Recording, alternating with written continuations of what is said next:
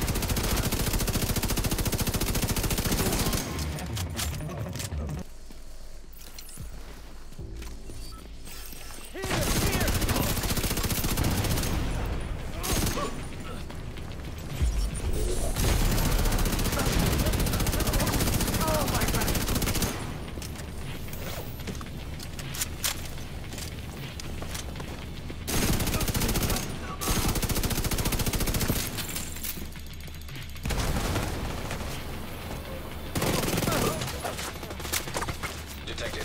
Nearby location. Guarded by hostiles. Reinforcements incoming.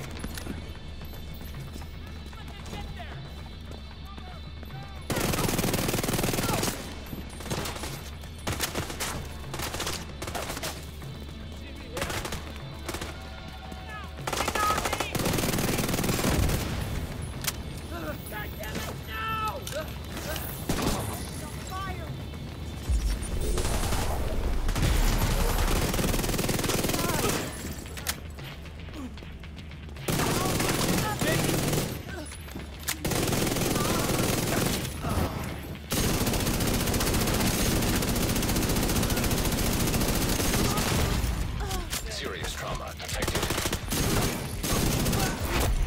Heavily armored hostile detected.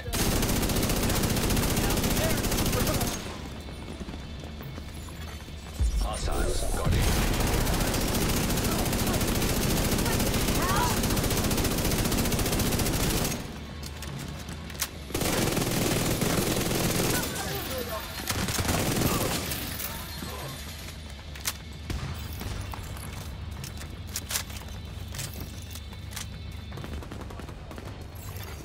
Incoming hostiles detected.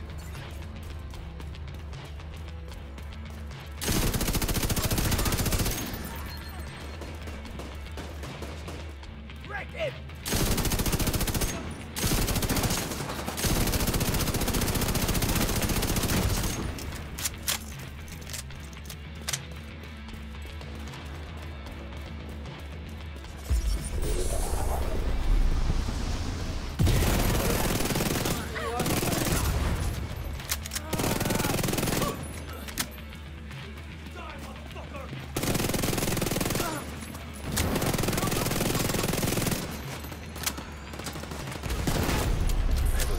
Hostile detected.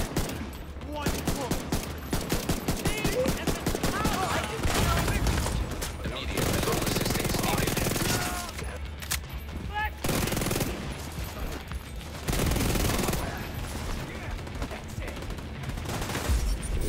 What the hell?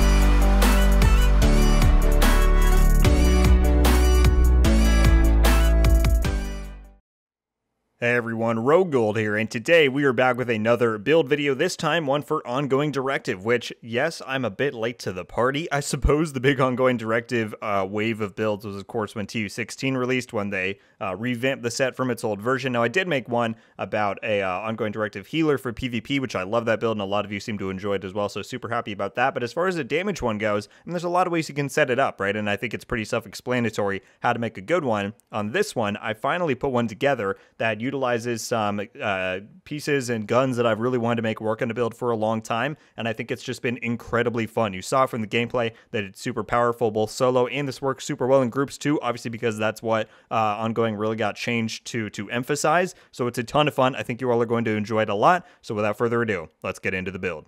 All right, here we go. Ongoing Directive. So as you can see, pretty standard Ongoing Directive setup. There's a few things about the gear that I do want to kind of make clarifications on because I think some people have questions about that, but let's start with the weapons, shall we? The Carnage is a gun that I've been trying to make work with the build for a long time, and I think with the Ongoing Directive changes with TU16, it's now finally given its chance to shine. This is, of course, the named Negev LMG, which comes with Perfect Sadist, so obviously dealing with bleed, it's the perfect talent for that, and as with the other gun, which we'll talk about momentarily, I don't know why there's such a bright reflection on this right now, but this weapon skin for it, the web spinner that came with, it was probably either season 2 or 3, is one of my favorite skins of all time. It looks so awesome, especially with the red ribs on the stock there. I mean, it's just such a glorious weapon skin, so I'm super, I don't know. It's such weird reasons that I make builds sometimes. Like this one was really just to make this one work and the other gun, and then it's ended up just being a good build anyway. But that's what I love about Division. But anyway, really fun to run this. I definitely recommend if you haven't tried it out. It works really well. As you saw in the gameplay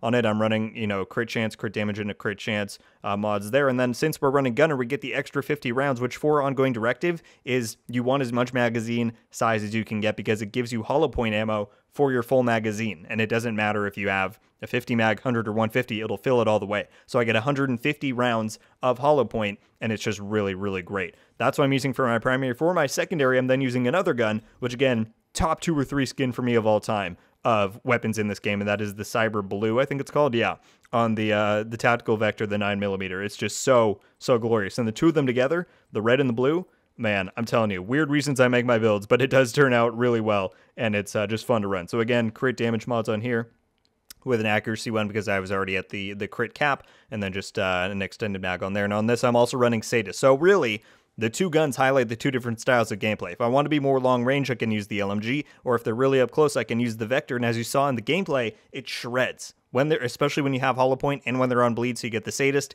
It's just, demolishes anything in its path. And we're playing on Heroic, obviously, so it does really, really great damage. I definitely recommend both of those. Then for the pistol, I'm using the Busy Little Bee because, as I've said before, if you're using a build and you don't have another usage for an exotic anywhere else as far as the two guns, use the Busy Little Bee. There's no reason not to. So even though I don't typically think to pull it out a ton on this build because I just don't need the extra damage, it doesn't hurt to have there, and it would be great in stuff like Countdown or anything like that. Moving on to the gear, this is where I think some people will have a few debates and questions about why I'm running it the way I am. If you guys don't know, I'll just give you the brief rundown of Ongoing Directive. Basically, shooting a status-affected enemy applies them with a mark, you kill a marked enemy, and you get a full clip. Again, why we're using the extra 50 mag, so we get 150 bullets on the Carnage of hollow point ammo, which deals 20% amplified weapon damage and applies bleed on hit. So you just create that cycle of getting more and more hollow point, and it's a really great set. In TU16, they made it so that shares with your entire group, so whether you're solo or in a group, this is a really great set to run. I'm running the chest piece on this, which I think a lot of people might always think to do right away, because I get 35% damage from hollow point instead of 20, right? So that's the first bit. Some people might be inclined to do the Ridgeway's Pride here. I think that, and again, you can change it depending on how you want to set it up. There's a lot of different ways you can set up Ongoing Directive. I like it this way. I use the Banshee Pulse, so that's one way to hit them with a mark. Again, you could also do it with Sadist to get 3 kills, then you apply a bleed. I'm also running the Stinger Hive to apply bleed. Like, there's plenty of ways to do it, and I just get that extra damage when I get hollow point, and with the extra magazine size, it just creates a really great synergy. The next bit of contention I think people are going to bring up is why I am not using the Contractor's Gloves for the extra LMG damage. The primary reason, and I tested this, is that between the Contractors and the Coyotes, when I use Contractors, I get 3,000 more damage on a crit on my Negev, whereas when I use Coyotes, I get 1,500 more damage on my Vector. So if I want to balance the gameplay out between the two, which is really what I'm going for, then the Coyotes tends to be the best one because then I'm getting benefits for both of the weapons, whereas when I use Contractors, I'm still getting the damage to armor for the Vector, but the brand is just completely useless, right? So either way is viable. It's however you want to play. Also, when I use Coyotes, then I'm sharing crit with the group alongside sharing bleed ammo with the group, so it's even more group-based if you want to use this in Countdown or anywhere else. So again, There's multiple ways to do it, not saying there's one right way, but that's how I've chosen to set it up. To quickly go through the stats though, we're of course using the Coyotes mask, which shares crit across the entire group. I should show my crit stats on here too. On the Negev, I'm sitting at 48 and 145. I like to sit below 50 when I'm using Coyotes, because then when I hit that mid value, I'm not capping on crit chance. I'll be at 58, so I think that's a really solid spot there. Then for the Vector, it's hard to not overdo on crit with an SMG in this game, but we're sitting at 59, which is a great value. Means that when I'm within those close ranges with the Coyote, we're getting maxed out crit chance and 175 crit damage, which is why it's able to shred as much as it does. So those are the crit values on there. And again, we just have full crit on here with a crit damage mod. For the chest, we have crit damage and a crit chance mod. For the holster, weapon damage, and a crit damage roll. Then for the backpack, we have one piece of Seska to get 10% crit chance as the brain bonus. This helps the LMG get towards that high crit value, because on gear sets, especially with weapons like an LMG that don't have an inherent crit bonus in their attributes, it can be hard to hit high crit values. But because we got the Coyotes, because we're using that Seska piece, we're sitting at some pretty solid crit values there, again, for using 4 pieces of a gear set. So I definitely wanted to bump up the crit chance there. That's why we're using that. We have crit chance, crit damage, and a crit damage mod with Wicked, which of course is even better damage when you're fighting status affected enemies. It pairs really well with the ongoing chest piece of that extra amplified damage from the hollow point, because it just means that when it's all said and done between that, Sadist, and Wicked, you're getting close to what, like 75% extra damage along with all the crit. It's just really, really solid. So that's what I run there. I'd recommend trying it out, but if you have another talent that you prefer, you think would work better, definitely go for it. Then for the gloves, again, another piece of ongoing directive with a crit damage roll, and for the knee pads, crit damage roll there. Not too much to say about the skills. I'm using the Banshee Pulse because we have Gunner. I love this skill. It's just really great for my style of gameplay, but it also does apply the Disorient status effect, which marks a target, which means you can then get Hollow Point just off of this, so it's a really great one to pair with this setup.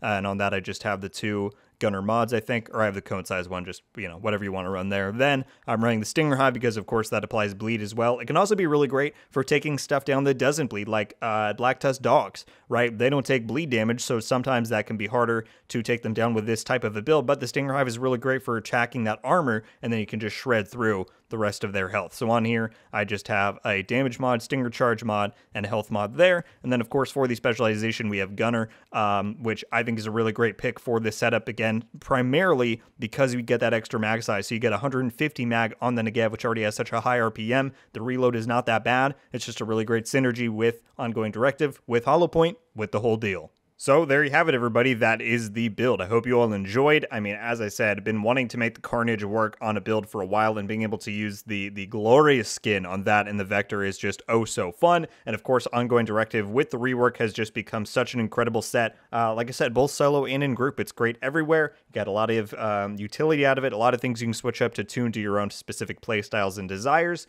And so yeah, it's just a lot of fun. Thank you all so much for watching. Leave a like if you enjoyed this video, and be sure to subscribe with notifications on to be updated every time I upload. Let me know your thoughts about the build. What do you think about ongoing directive post rework in TU16? And what do you think about my specific setup? Do you like it? Anything you would change, or anything you think would make it even better? As always, I would love to hear your thoughts on any and everything you have to say about that. That's going to do it for me today, though. Everybody, once again, thank you all so much for watching. I hope you have a wonderful day, and until the next one, guys, Rogold out.